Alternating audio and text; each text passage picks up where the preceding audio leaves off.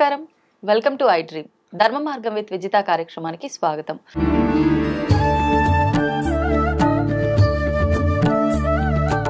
ప్రస్తుతం మనతో పాటు ఉన్నారు ప్రముఖ జ్యోతిష వాస్తు పండితులు, లలిత ఉపాసకులు నానాజీ పట్నాయక్ గారు. ఇప్పుడు వారితో మాట్లాడదాం. నమస్కారం అండి. శ్రీమాత్రే నమః. గురుగారు, మామూలుగా శివుడు అనేసరికి అభిషేక ప్రియుడు, అంతే కదా? అయితే మన దగ్గర ఉన్న ద్రవ్యాలు నిజంగా మనకు సాధ్యపడితే ద్రవ్యాలతో చేసుకుంటాం. అవి పండ్లు కావచ్చు, పంచామృతాలు కావచ్చు, ఏదైనా. అవన్నీ చేయకపోయినా కూడా ఒక చెంబడి నీళ్లు ఆయన పైన పోసి మనం నమస్కారం చేసుకున్నా ఆయన ప్రసన్నం అవుతాడు అని చెప్పి అంటుంటాం. కానీ నేను ఈ మధ్య కాలంలో ఒక విధానం గురించి విన్నా. అది మరి నిజంగా ఉందా లేదంటే వాళ్ళ ఇష్ట ప్రకారంగా చేసుకుంటున్నారో తెలీదు.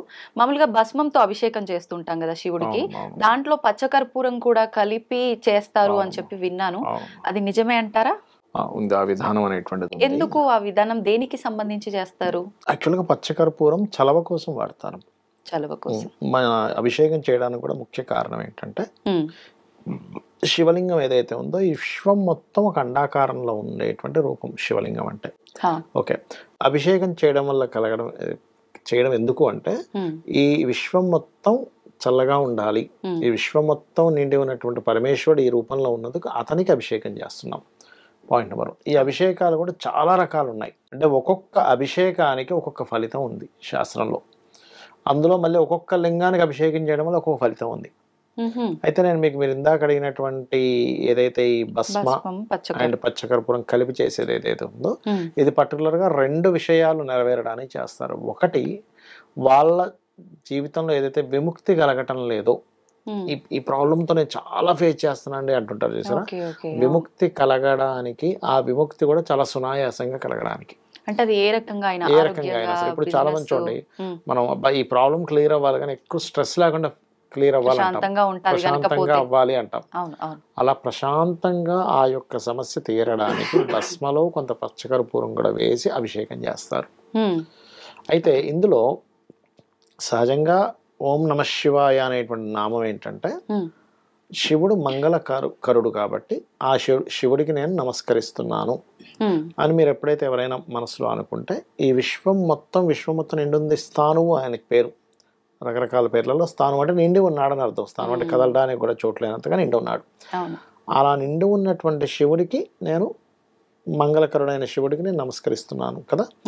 అలా ఎప్పుడైతే మనసులో మనం మనస్ఫూర్తిగా అంటామో ఈ విశ్వం మొత్తమే ఆయన ఉన్నాడు కాబట్టి ఆ విశ్వంలో ఉన్న ప్రతిదీ కూడా మనకి మంగళములు ఇచ్చేదిలా అవుతుంది. అలా ఓం నమ శివాయ అనే మంత్రంతో ఈ అభిషేకం చేస్తారు. ఆడవాళ్ళైనా మగవాళ్ళైనా చేస్తారు. కానీ కొంతమంది ఓం నమ శివాయ మంత్రం ఆడవాళ్ళు పఠించకూడదు, దాని బదులు శివాయ నమః అని చెప్పి చెప్పుకోవాలి అని అంటుంటారు కదా, అలాంటిది ఏం లేదమ్మా. చేయొచ్చు. శివాయ నమః అంటే శివుడికి నమస్కరిస్తున్నాను, ఓం నమ శివాయ అంటే నమస్కరిస్తున్నాను శివుడికి. ఏముంది, దానికి రివర్స్ లో చెప్పేది ఉంటది ఒకటి. ఇప్పుడు ఓం ఉంది, ఓం న మ శి వా యా కదా.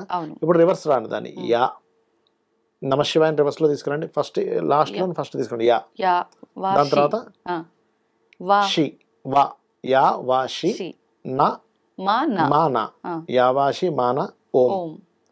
యావాషి మాన ఓం గన ఎవరైనా అంటే వాళ్ళ కోరిక ఖచ్చితంగా నెరవేరుతుంది, ఏదైనా సంకల్పంతో చేస్తాయి. అవునా? అంటే మంత్రాలకు నామాలకు ఇలా రివర్స్ లో చదివే ఒక అక్షరాన్ని తీసుకుని అటు నుంచి ఇటు ఈ 5 అక్షరాలని పంచాక్షరి మంత్రం నమ శివాయ అనేటువంటిది, ఈ పంచాక్షరి మంత్రాన్ని అటు ఇటు ఇటు అటు మార్చి చేసేటువంటి విధానం కూడా ఉంది. అంటే ఇది రివర్స్ లో చేసేది కూడా మన సాత్విక పద్ధతిలోకే వస్తుందా? మంత్రశాస్త్రంలో దీనికి సంబంధించింది ఇచ్చారు. ఇప్పుడు ఇలా మనం మంత్రం చేస్తున్నప్పుడు ఎవరైనా గురువు సమక్షంలో తీసుకొని చేయాల్సి ఉంటుందా, లేదు ఎవరికి వాళ్ళు మామూలుగా? ఒకటేనమ్మా, మనకి మంత్ర మహోదరి అనేటువంటి గ్రంథంలో చెప్పబడింది ఏంటంటే మీకు గురువు ఉన్నారనుకోండి, గురుముఖత తీసుకోవడమే 100% కరెక్ట్. సరే, గురువు లేరు, మనకు గురువు దొరకలేదు, ఎక్కడో ఏ అమెరికా కంట్రీస్ లోనే ఏ సౌదీలోనే ఉన్నాడు, కానీ ఆ వ్యక్తికి ఫలానా అమ్మవారి మంత్రం చేయాలనుంది. దానిలో చెప్పినటువంటిది ఏంటంటే బోధిపత్రము మీద ఆ మంత్రాన్ని రాసి శివుడి దగ్గర పెట్టి శివుణ్ణే గురువుగా భావిస్తూ శివాయ గురవే నమః అనుకుని ఆ మంత్రం చేసుకోవచ్చు. ఓకే, ఇప్పుడు బోధిపత్రం ఎక్కడ మనకి, ఏ బోధిపత్రం అంటే ఏంటో తెలియని రోజులు అయిపోయాయి కాబట్టి మీరు ఏం చేయొచ్చు, చక్కగా పేపర్ మీదే రాసి శివుడి దగ్గర పెట్టి ఎంతో భక్తి శ్రద్ధలతో దాన్ని తీసుకొని మీరు కనుక శివాయ గురవే నమః అనుకొని శివుణ్ణి గురువుగా మనసా వాచా కర్మన భావించి మీరు కనుక ఆ మంత్రం చేస్తే ఖచ్చితంగా ఫలిస్తుంది. ఒకవేళ ఇలా చేయొచ్చా? ఇప్పుడు మీరు మాట్లాడుతున్నారు, మీరు చెప్తున్నారు కాబట్టి మీరే ఒక గురువుగా భావించి వీడియో వినేవాళ్ళు అలా నమస్కారం చేసుకొని అలా కూడా చేసుకోవచ్చు. అది గురువు అంటే గురువుతో పాటు ఆయన చెప్తే తీసుకున్న ఇప్పుడు ఏ ఫలితం వస్తుందో అదే వస్తుందా? ఇప్పుడు కూడా చేయొచ్చు. ఇప్పుడు ఎలా అంటమ్మా, గురువు అంటే అదేదో నేనేదో పెద్దగా వాళ్ళకి ఏదో ఇచ్చేసినట్టుగా అట్లా ఏం కాదు. గురువు అనే ఇదేదైతే ఉందో చాలా బాధ్యతతో కూరుకుంది. గురువు అని ఎవరని అంటారంటే అజ్ఞానం అనే అంధకారం నుంచి జ్ఞానం వైపు నడిపించేవాడు గురువు. అందరినీ గురువు అనడానికి వీల్లేదు. అయితే ఇప్పుడు ఉదాహరణకి నన్నుగా తీసుకున్నాను అనుకోండి, ఇక్కడ నేను కాదు ఉన్నది, ఆ పరమాత్మ వాళ్ళ లోపలికి వచ్చి అది నడిపిస్తూ ఉంటాడు ఒక నమ్మక రూపంలో. అంతేగాని నేను ఏదో గొప్పవాడిని ఏదో ఇచ్చేసాను వీళ్ళందరూ చేసుకోవాలన్నది కాదు అసలు అక్కడ. ఓకే. అయితే ఈ యొక్క శివరాత్రి నాడు ఒక్కొక్క రకమైనటువంటి అభిషేకానికి ఒక్కొక్క ఫలితం చెప్పారు శాస్త్రంలో. ఇప్పుడు ఎవరికైనా సంతానం లేదనుకోండి, గంధపు నీటితో చేస్తే సంతాన ప్రాప్తి కలుగుతుంది. నీటిలో గంధం వేసి అభిషేకం చేయొచ్చు. అరగబామిన గంధము లేకపోతే గంధం పౌడర్ వేసైనా లేదా పసుపుతో వేసినటువంటిదైనా చేస్తే ఖచ్చితంగా వారికి సంతాన సంబంధించిన దోషం ఏమైతుందో పోతుంది. అదొకటి. కొంతమంది గురుబలం లేదంటారు, గురుబలం కూడా పెరుగుతుంది చేసినట్లయితే. అదేవిధంగా తేనెతో గనక అభిషేకం చేస్తే శాస్త్రంలో ఏం చెప్తారంటే, ఇప్పుడు చక్కటి గాయకులు ఉంటారు కదా, వాళ్ళందరూ కూడా పూర్వజన్మల్లో తేనెతో అభిషేకం చేశారట. అందుకే చక్కటి గాత్రం వస్తుంది తేనెతో గనక అభిషేకం చేసినట్లయితే. పుష్పాల యొక్క నీటితో అభిషేకం చేస్తారు లేదా పుష్పాలతో అభిషేకం చేస్తారు. పుష్పాల నీళ్లు అంటే నీళ్ళలో పుష్పాలు వేసి వాటితోనే నమశివాయ మంత్రం చదువుతూ లేదా నమకచమకాలు చదువుతూ చేస్తారు. అలా గనక చేస్తే ఖచ్చితంగా కొన్ని శుభవార్తలు వింటారు, వివాహ సంబంధించినటువంటి ప్రయత్నాలు సక్సెస్ అవుతాయి. అలాగే కొంతమంది ఓన్లీ మల్లెపువ్వులతో చేస్తారు వివాహం అవ్వడానికి, ఉట్టి చెరుకు రసంతో చేస్తారు వివాహం అవ్వడానికి కూడా. చెరుకు రసంతో చేయొచ్చు, మల్లెపువ్వులతో చేయొచ్చు, పుష్పపు నీటితో చేయొచ్చు. కొంతమందికి ఎప్పుడు ఏదో ఆటంకం జరుగుతుంటుంది చూసారు, ప్రతిదీ ఆటంకమేనండి నా లైఫ్లో అంటూ ఉంటారు. అలాంటప్పుడు 2 విధానాలు చెప్పారు. ఒకటి గరిక వేసినటువంటి నీటితో అభిషేకం చేయడము, రెండవది బెల్లము కలిపిన నీటితో అభిషేకం చేస్తారు. మామూలుగా గరిక అంటే వినాయకుడికి ఎక్కువ వాడేటువంటి గరిక బిల్వం వాడతాం కదా, బిల్వం వాడతాం, బిల్వం కూడా వాడచ్చు.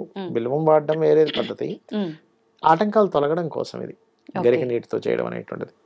అలాగే బిల్వపత్రం అయితే ఖచ్చితంగా శివుడికి పెడతారు, అది ఇంకా దానికి సపరేట్ గా మనం చెప్పక్కర్లేదు. ఇప్పుడు బిల్వపత్రం కూడా అంటే మామూలుగా ఆలయంకి వెళ్ళినప్పుడు చూస్తుంటాము, కొంతమంది ఏమో రివర్స్ లో పెడతారు, కొంతమంది ఇలా. అంటే ఒకవైపు స్ట్రైట్ గా పెడితే లక్ష్మీ ప్రాప్తి, రివర్స్ లో పెడితే ఐశ్వర్య ప్రాప్తి, ఆయుష్ అని చెప్తూ ఉంటారు. అంటే ఎలా పెడితే ఏది?